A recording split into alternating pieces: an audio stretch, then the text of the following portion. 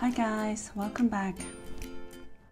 Today I want to talk to you about online healthcare. Before I begin, let's look at the market. As I said yesterday, we are having nice rebounds, but the volume is still concerning. The volume is actually getting less and less these few days as it was rising. So right now, I think we need to be more careful, and there's nothing wrong to be a little bit suspicious on the market. And I think right now, the best thing to do is to focus more on our stocks versus the sectors related to the market. Let's look at our stocks. First, Baby Neo. It had a near 4% increase today, but yet the volume is not great. Right now, it's forming this triangle, and breaking out is a matter of time. And keep in mind the Chinese New Year is coming soon, so don't have a high expectation on the February delivery. Luckin grew almost 12% today. As I said before, right now it's trying to push above the 250 moving average. After passing this, it's a big milestone. Right now, the 250 moving average is at the price of 12.8, and today it stopped at exactly 12.8. So for any beaten down stocks, 250-day moving average, it's a big resistance. But once it goes beyond, it would be easier to push up. That is why we have been seeing that it's very difficult to break through this. So just give it more patience. For Yihang, it has some good rebounds for these few days, because right now I already have a decent size of So I said I will add more only under two circumstances. One is that it has reached my price target, and two is that when it cool off a little. My ideal situation for is that when it cool off and form a descending triangle inside, so I can wait for it to cool off and start adding again. So that's my ideal situation to add in. Our YSG has a very good day. It had an increase of 17%. A few days ago, I said that it had formed a cup and handle pattern, which made me feel bullish on it. And today it broke through the previous high. But because I had bought enough when it was here, so that's why I didn't add more. If you did not add any after watching my video a few days ago, now it might backtest a little. That might be another good point to open a position. If you have been following my channel, you know that I started to recommend YSG when it was 16. And you can watch my previous videos to know more about YSG. Today I bought more JKS at the price of 64, but if it drops more, I'll keep adding. WLYYF is also one of my long-term investments. If you already have a position and you want to add more, 7.5 to 8.5, it's good to add. HMI is what I call, it's like cash but better than cash. It's growing faster than I expected. I expected it to grow very slowly, but it has already grown 30% since I started my position at 11. Baidu, I said last week, when it was 230 to 240, it was a good entrance. I wonder if any of you watched my video and started to buy. For Lu, I said last week, when it dropped to 14, I said that it was a good time to buy in, and it has been growing well these few days. And then YQ. And YQ has dropped a lot on Monday. I later found out it's because of a very silly black swan news. It's about the Chinese government releasing regulation about education, something related to the digital device being bad for the children's vision. So I think this won't affect YQ's fundamental in the long term, which is why we should treat it as a sale event. If you are interested, you can also buy in slowly and spread out the cost by the time the share price gets more stabilized. One of our penny stocks, Good Nature, GDNP, had increased 21% today. So right now, I have 74% of increase with more than a month. Last note on I think right now we are still at a very early stage. So if any of you had chased it at the top, I would not worry too much about it. Instead, you can take the chance to keep averaging down. So that was our stocks. Now let's begin. With what I wanted to share. For those of you who have been following my channel, you know that I like to buy in stocks that are still under the shadow, under the radar. I like to get in early and be patient with it instead of chasing it at the high. So today I want to introduce you to online healthcare company that I have recently bought because I took profit from Teledoc. So the first company, it's called GoHealth, ticker symbol GOCO. It is an online Medicare and health insurance company. For those of you who live in the US, maybe you would know more than me. I would understand GoHealth as an online shopping platform for Medicare and health insurance, as there are many different coverage packages that you can choose from, and this platform would help you sort out what you need and direct you to an appropriate provider using their technology. So if it helps you understand it, you can consider it just like similar to Lemonade, except it's for healthcare and insurance, while Lemonade is more for health insurance and life insurance. And also Rocket, that's an online platform for mortgage.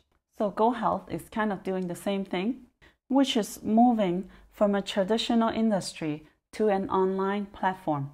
The good thing of it is that it aligns with the online transformation of everything. And by being online, it would have the advantage of lower customer acquisition cost, which is the cost to get a new customer, and also increase the convenience of making choices because it's much easier to compare different options.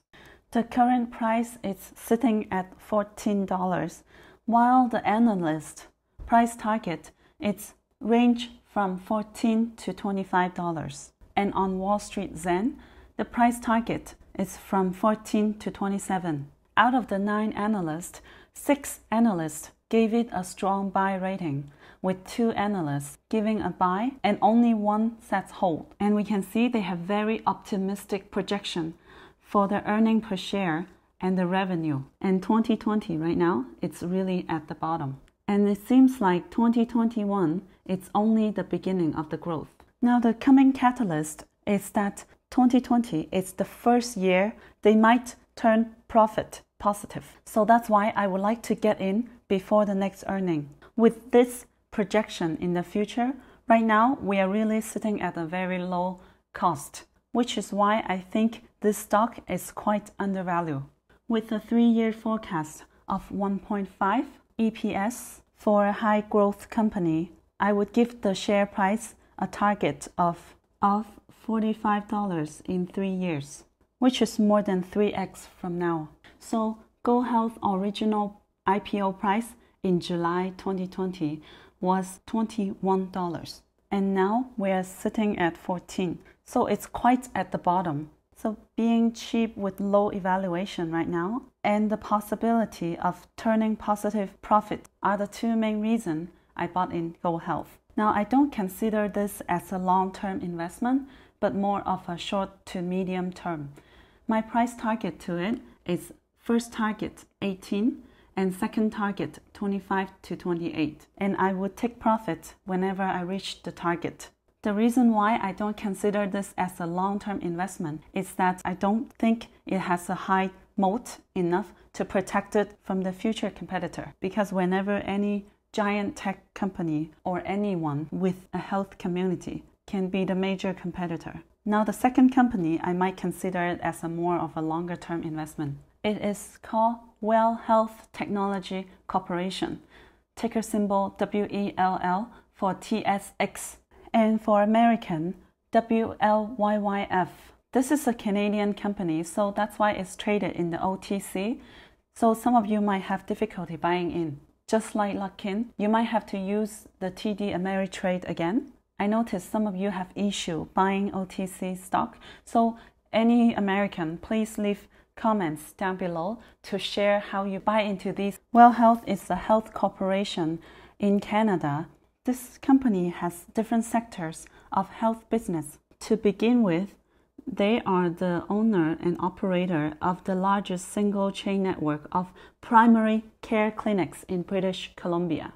And the second thing is they provide EMR, which is digital medical record service that supports hundreds of medical clinics. They have built up the digital portfolio for 10,000 doctors and the clinic portfolio of 180. That means they have accumulated a lot of health data and profile, which can easily lead to their third sector with their accumulated resources.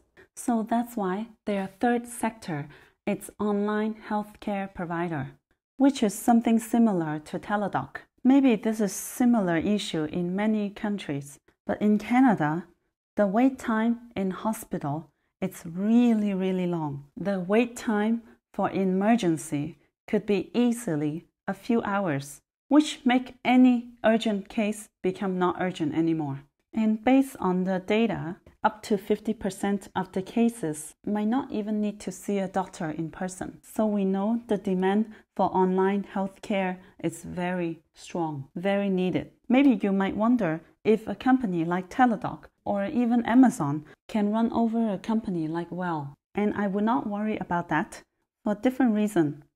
One is that I think the founder has accumulated a lot of local connection in the health sector. And his social network built around this sector would really help the infrastructure built for the telehealth company. And as is so much needed, that's why I think the Canadian government would support and protect the local business. So at most, it might get acquired, but not destroyed, given the data and profiles they have already accumulated. It was invested in September, a few months ago, by the famous and richest man in Hong Kong, Mr. Lee Ka-shing. So we can at least trust his team of research. And if it's backed by him, then we should at least know he sees the potential of the future of this company, as he's also a very early investor of Zoom, the online working platform. Well had a 200% increase year over year in 2019 and 55% in 2020, and projected to reach 100 million of sales in 2021. They're holding 40 million of cash right now, but with only the market cap of 1 billion, compared to 40 billion market cap of Teledoc. So that's why I think even though Well had a good run in 2020, it might still be undervalued, as I think it aligns very well with the trend of telehealth, but still under the radar. And simply Wall Street thinks right now Well Health Technology is trading at almost 90% below the estimate fair value, with the projection of 115 increase year over year. So it means it needs to be almost double to be at the fair value. Now, maybe some people may think that this is the kind of company that would benefit from the pandemic, and when the pandemic is over, it would be back to normal and the share price might drop or the sales might drop. But I don't think so, because I think the pandemic is only speeding up the evolution of technology. This is the kind of crisis that can change people's behavior, people's habit. As I said before, people's habit is the most difficult to change. It needs really strong motivation to change. So it usually requires a lot of cash burning just to give out a lot of benefits, coupons, cash, etc., to encourage people to have big motivation to change their habits. But the pandemic really has speed up this change of habit, because people don't just want to change this habit, but they have to change it. So there's a very big difference between the want to and the have to. So that's why it would benefit a lot of the online healthcare, because people have to change. Because you can look at SARS in China and see what it did to Taobao and JD at that time. They had a big jump in 2002 during the SARS, because people could not go out to shop, so they had to get used to online shopping. So it speeded up the change, the evolution. And after the SARS, it did not go back down, and it just kept going up every year until now. So I don't think we should treat this pandemic as a short-term or temporary benefit for the telehealth company, but it really was a catalyst to speed up the big trend. And if you have enjoyed the content today, please give me a big like. Leave me a great comment. Thank you. That's it, guys. Hope you can find my video helpful. Make sure you subscribe to my channel and give me a big like. Thank you.